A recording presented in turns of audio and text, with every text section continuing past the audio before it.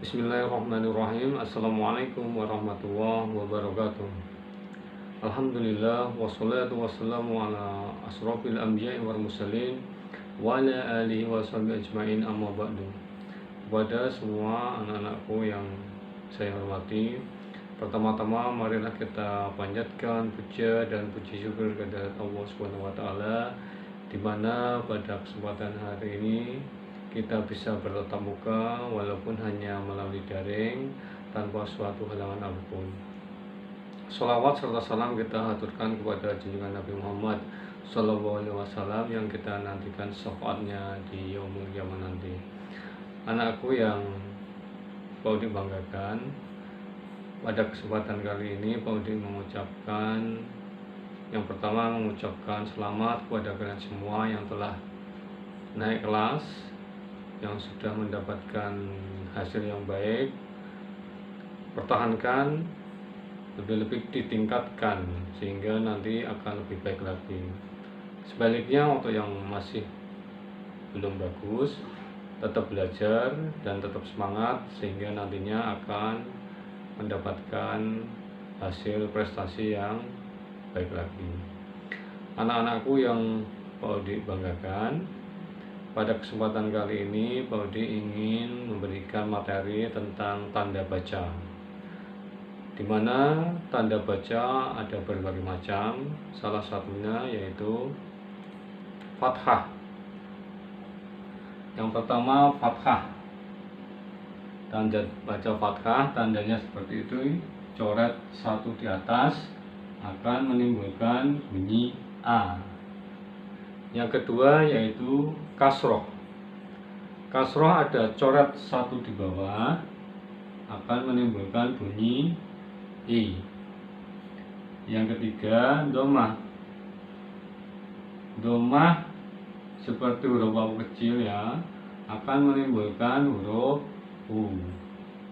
Untuk fathah tanwin. Fathah tanwin nanti akan menimbulkan huruf An. Kasroh tanwin akan menimbulkan huruf In. Domah tanwin menimbulkan huruf Un. Sukun menyebabkan huruf menjadi mati. Dan yang terakhir tasjid menimbulkan bunyi double. Itu ada 8 harokat atau tanda baca yang sering kita temui di dalam Al-Quran, yang mempunyai arti bunyi yang berbeda-beda. Untuk kali ini kita akan mempelajari tentang tanda baca sukun. Tanda baca sukun ya, seperti lingkaran kecil di atas, tandanya seperti ini. Ini dimanakan tanda sukun. Tanda sukun menimbulkan huruf mati. Sebagai contoh di papan tulis ya, atau kamu bisa melihat di buku LKS kamu di halaman 6. Contohnya di yang atas, bagian atas, masak. Ini harokat fathah, fathah, kafnya disukun menjadi mati. Masak membacanya. Contoh yang kedua, makan. Fathah, fathah ini sukun, nunnya jadi mati. Makan, makan ya. Contoh yang ketiga, yumna. Ya-nya domah, ini sukun, nunnya fathah. Yumna. Tadiru. Tak-nya fathah, dal-nya kasroh, ro-nya domah. Itu beberapa kalimat yang menggunakan tanda baca sukun ya. Jadi tanda sukun tadi yang menyebabkan hurufnya menjadi mati. Contohnya masak, makan, yumna.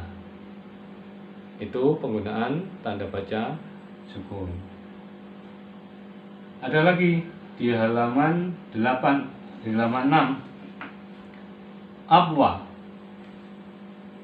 atwa, aswa, ajwa, ahwa, akhwa. Itu beberapa contoh bacaan yang menggunakan tanda sukun. Kalau diulang lagi ya, tanda baca ada yang pertama, tanda baca fathah.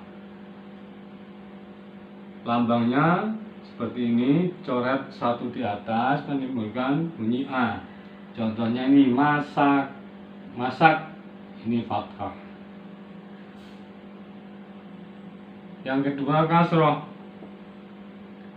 kasroh, coret satu di bawah menimbulkan bunyi I.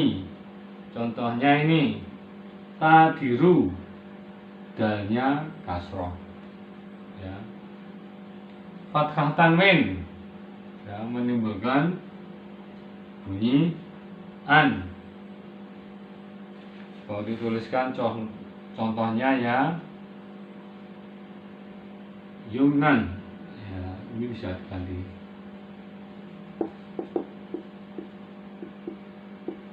yumnan, ini fathah tanwin.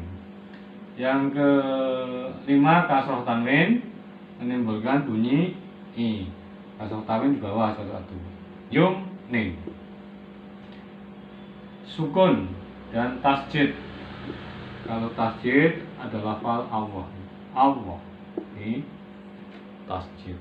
Itu sebagai awal pertemuan kita, yaitu tentang perkenalan tanda baca. Ada lagi contoh bacaan di halaman 7, cara membacanya ya. Bacalah dan perhatikan huruf yang mendapatkan harokat sukun. Dari baris pertama ya.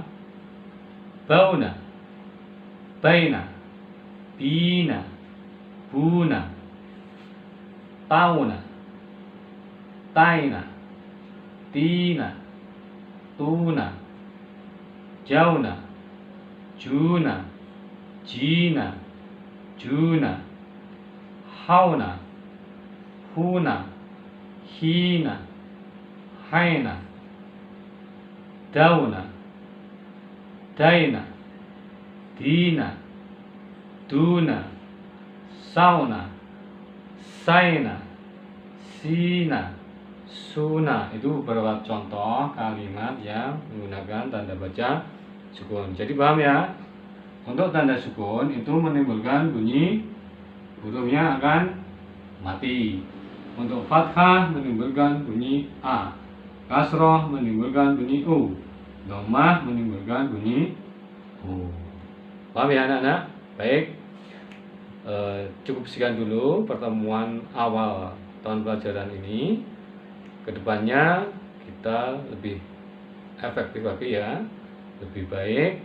Semoga nantinya pembelajaran daring ini akan lebih lancar. Yang terakhir, Pak Udi hanya berpesan kepada kalian semua, jaga protokol kesehatan. Masih ingat ya, yang pertama cuci tangan, kedua pakai masker, ketiga jarak jangan sampai kurang dari 1,5 meter. Yang keempat, hindari keluar rumah atau keluar kota apabila tidak perlu. Itu himbauan dari Pak Udi. Cukup sekian pertemuan pertama ini. Bila ada kekurangannya atau hal yang belum jelas, bisa ditanyakan. Bila itu berdaya, tetap semangat belajar di rumah. Assalamualaikum warahmatullahi wabarakatuh.